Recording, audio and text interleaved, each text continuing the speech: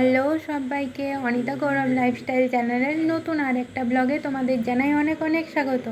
তো আজকে সকালে উঠেই মাথাটা গেল গরম হয়ে।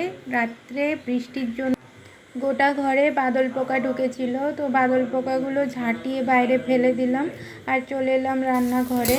আজকে সয়াবিনের তরকারি আর ভাত করে দেবো গৌরবকে, কারণ বাড়িতে আজকে অনেক কাজ। ওকে ডেকেও দিয়েছি, চাও দিয়ে দিয়েছি।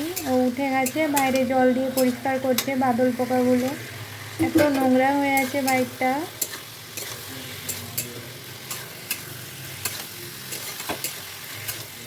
রান্না হতে হতে ও নিয়ে চলে এসেছে একটু দুধটাও গরম করে নেব। দুধটা গরম বসিয়েছি আর একটু দেখে আসি বাইরে ও কী করছে।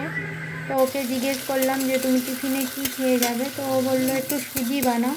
তো ও হয়তো মিষ্টি সুজি খেতে চেয়েছিল, কিন্তু সুজিটা যেহেতু আমিও খাবো তাই চিনিটা স্কিপ করে আমি একটু ঝাল ঝাল করে বানিয়ে দিলাম। জানি না ও খাবে কি না।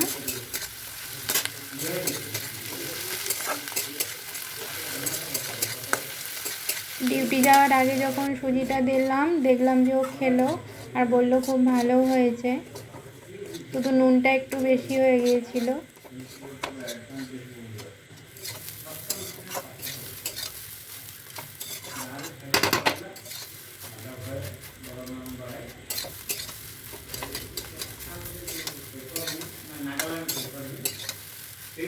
ও কিন্তু বেরিয়ে চলে গেল। ও যাওয়ার পর আমি আমার নিজের জন্য একটু জিরের জল বানিয়ে নিলাম। জিরের জল খেয়ে আমাকে এক্সারসাইজ করতে হবে, তো জিরের জলটা খেয়ে আমি এক্সারসাইজে লেগে পড়েছিলাম। আর দেখো 45 মিনিট পর আমার অবস্থা, ঘামে নিয়ে গেছি।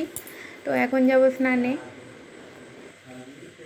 তো স্নান থেকে এসে বাইরে একটু বসেছি, আর যে বাদল পোকাগুলো ঝাঁটিয়ে ফেলেছিলাম সেগুলো খাচ্ছে। বিভিন্ন ধরনের পাখি এসেছে, এই পায়রাগুলো এসেছে খাওয়ার জন্য। এখন বাজে সকাল 11টা, আমি কিছু খেয়ে নেব। ও যে সুজির উপমা বানিয়েছিলাম ওই সুজিটাও খাবো একটু, আর সঙ্গে খাবো টক দই। আমি এর ফাঁকে পাশের রুমের আঙ্কেলের সঙ্গে একটু কথা বলেছিলাম। তো কথা বলতে বলতে 1:30 বেজে গিয়েছিল, সেই জন্য আমি লাঞ্চ করে ঘুমিয়ে পড়েছিলাম। ঘুম থেকে উঠে বানিয়ে নিলাম মক্কার আটার রুটি।